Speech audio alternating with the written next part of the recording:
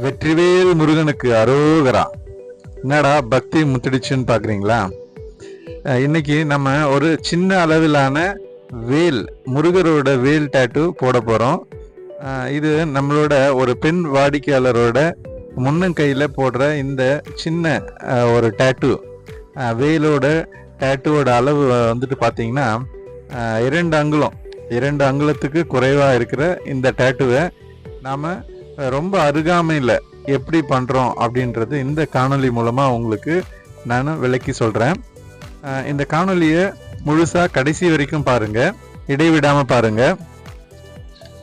இந்த டாட்டூவில் நம்ம ஒரே ஒரு ஊசி தான் பயன்படுத்திருக்கோம்னு சொன்னேன். அதாவது நீளமான ஊசி 3RL அப்படின்னு சொல்கிற ஊசி தான்.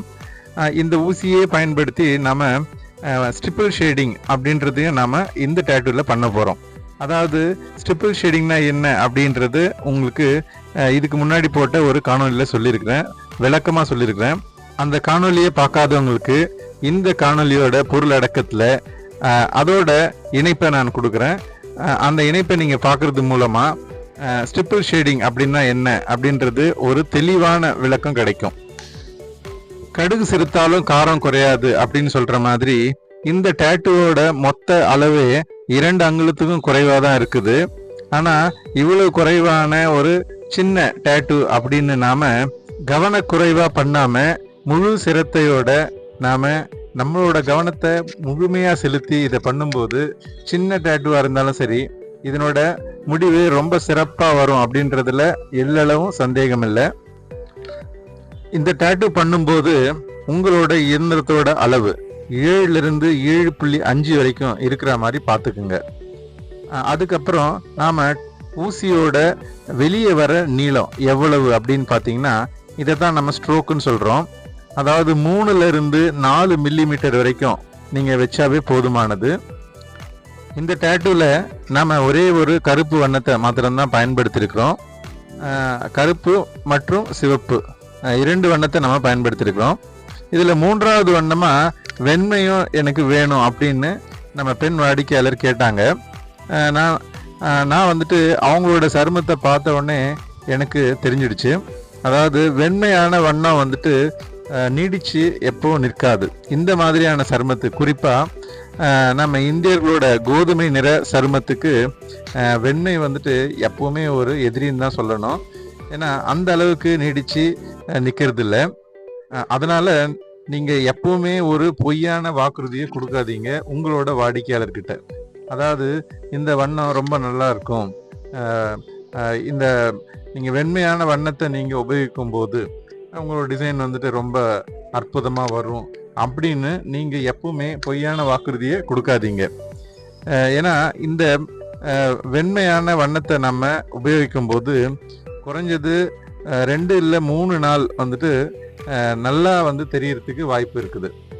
அதுக்கப்புறம் போக போக வந்துட்டு அந்த வண்ணம் முழுமையா மங்கி ஒரு வெற்றிடமா, காலியான இடமா தான் தெரியறதுக்கு வாய்ப்பு அதிகம். அதனால நீங்க டாட்டூ போடும்போது உங்களோட வாடிக்கையாளர்கிட்ட இந்த வெண்மை வண்ணத்தை வந்துட்டு தவிர்க்கிறதுக்கு பாருங்க. மனித முகங்களை நாம டாட்டூ போடும்போது, அதாவது போர்ட்ரைட் டாட்டூ போடும்போது வெண்மைன்றது ஒரு தவிர்க்க முடியாத வண்ணம்.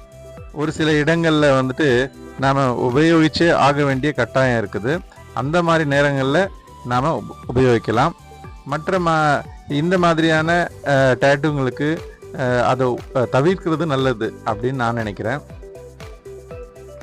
பாருங்க, நீங்க இந்த வேலோட மேல் பகுதி, அதாவது திலகம் போன்ற ஒரு பகுதியில நீங்க வெளிப்புற கோடு மற்றும் உள்புற கோடு எல்லாம் வரையும் போது உங்களோட கை நல்ல உறுதியாகவும் ஸ்திரத்தன்மையோட நல்ல அதே வேளையில இறுக்கமாகவும் பிடிக்காதீங்க.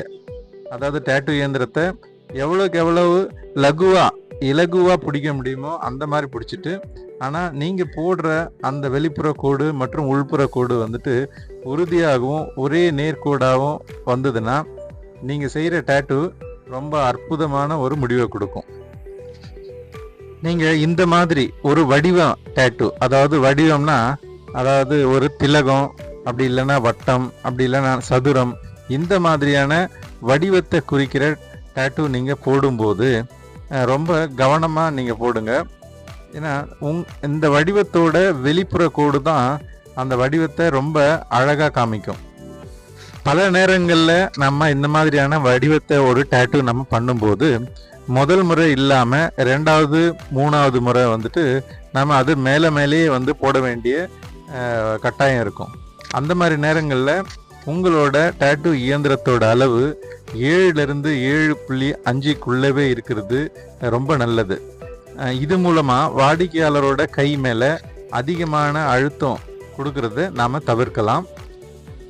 அது மாத்திரம் இல்லாமல் சரியான நம்ம வாடிக்கையாளரோட சருமத்துக்குள்ள 2வது அடுக்கில் நம்மளோட மை சரியாக போய் உறிஞ்சுது அப்படின்றதையும் நாம் உறுதிப்படுத்திக்கலாம்.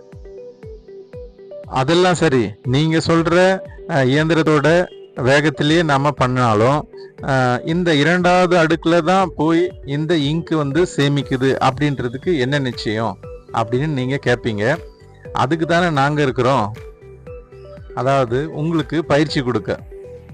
டேட்டூன்ற கலை தொழிலில் ஆலிருந்து அக்கு வரைக்கும் உங்களுக்கு எந்த மாதிரியான சந்தேகங்கள் வந்தாலும், முக்கியமாக எந்த விதமான தயக்கங்கள் இருந்தாலும் கொஞ்சம் கூட நீங்கள் யோசிக்காமல் எங்களுக்கு எழுதுங்க, இல்லைன்னா கமெண்ட்டில் கேளுங்க, இல்லைன்னா நம்மளோட ஸ்வஸ்திக் டேட்டூ ஸ்டுடியோவில் நீங்கள் நேரடியாக பயிற்சி எடுக்கிறது மூலமாக நீங்கள் இந்த தொழிலில் ஒரு தனி நிபுணத்துவம் பெற்றிடுவீங்க.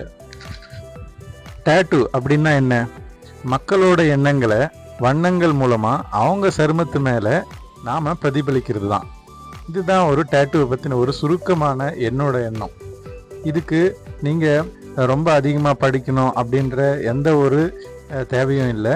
குறைந்த அளவான ஓவிய திறமை இருந்தாவே போதும். ஓவியத்து மேலே உங்களுக்கு ஒரு ஈடுபாடு இருந்தாவே போதும்.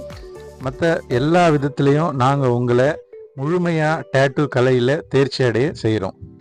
இதுக்கு 1 மாத காலம் அவகாசமே போதுமானது. நீங்கள் உங்களுக்கு எந்த விதமான கேள்விகள் இருந்தாலும் இந்த காணொளி மூலமாக என்ன நீங்கள் தொடர்பு கொண்டு பேசலாம். இல்லை வாட்ஸ்அப் மொபைல் எண்ணுக்கும் வந்து நீங்கள் என்ன தொடர்பு கொள்ளலாம். பாருங்கள், நாம் இந்த டேட்டூவோட முடிவுக்கு வந்துட்டோம். நான் ஏற்கனவே சொன்ன மாதிரி ஸ்ட்ரிப்பிள் ஷேடிங் மூலமாக வேலோட திலகம் பகுதியில் ஒரே ஒரு பக்கத்துக்கு மாத்திரம் நாம் ஷேடிங் கொடுக்கறதுனால, இந்த நிழல் மாதிரியான ஒரு வடிவத்தை கொடுக்கறதுனால இது ஒரு முப்பரிமாண வடிவம் மாதிரியான ஒரு தோற்றம் உங்களுக்கு கிடைக்கும். இது பாருங்க, நீங்க இதை பார்க்கறதுக்கு வந்துட்டு ஒரு ரியலான ஒரு வேல் இருக்கிற மாதிரியான ஒரு தோற்றம் இருக்கும். இது எல்லாத்தையுமே நீங்க இந்த 3RL நீடில் ஒரே ஒரு நீடில் மூலமாகவே நீங்கள் செய்திடலாம். இதுக்காக தனியாக நீங்கள் மேக்னம் ஷேடர் வந்து உபயோகிக்க தேவையில்லை. ஏன்னா இது 2 அங்குலத்துக்கு குறைவான அளவில் இருக்கிறதுனால நீங்கள் இந்த ஒரே நீடிலே நீங்கள் செய்திடலாம். அதே நீடிலே நீங்கள் இப்போ ரெட் கலரையும் வந்துட்டு நீங்கள் உபயோகிக்கலாம். அந்த வேலை சுற்றின ஒரு துணி மாதிரியான ஒரு பகுதிக்கு நீங்கள் சிவப்பு வண்ணத்தை கொடுக்கும்போது அது ரொம்ப நல்லா தெரியும். அதுக்கு மேலே வந்துட்டு நீங்கள் விபூதி பட்டையிலையும் வந்துட்டு அந்த ஒரு பொட்டு மாதிரியான ஒரு பகுதிக்கு நீங்கள் சிவப்பு வண்ணத்தை உபயோகிக்கலாம்.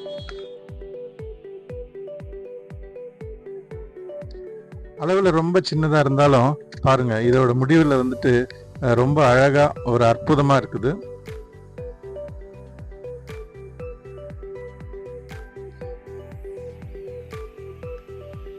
இது முடிவோட தோற்றம் இதை பார்த்த உடனே நம்மளோட வாடிக்கையாளர் ரொம்ப சந்தோஷப்பட்டாங்க.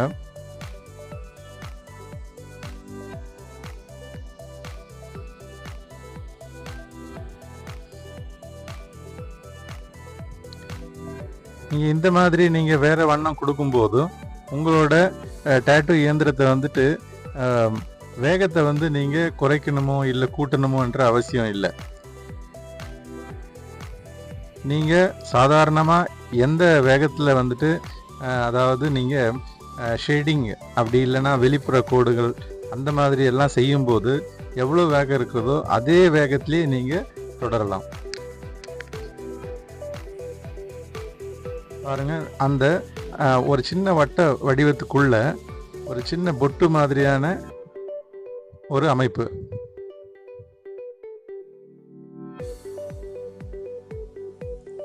இறுதியா நாம முடிவுக்கு வந்துட்டோம். இந்த அழகிய வேல் டேட்டூ முடிந்தது. நம்மளோட டேட்டூ 18 ஒலி அலைவரிசைக்கு சந்தாதாரராக மாறுங்கள். இந்த காணொலியை இறுதி வரைக்கும் பார்த்த எல்லோருக்கும் நன்றி. உங்களை போல டேட்டூ கற்றுக்கணுன்ற ஆர்வம் இருக்கிறவங்களுக்கு, உங்கள் நண்பர்களுக்கு இந்த காணொலியை பகிருங்கள். நன்றி, வணக்கம்.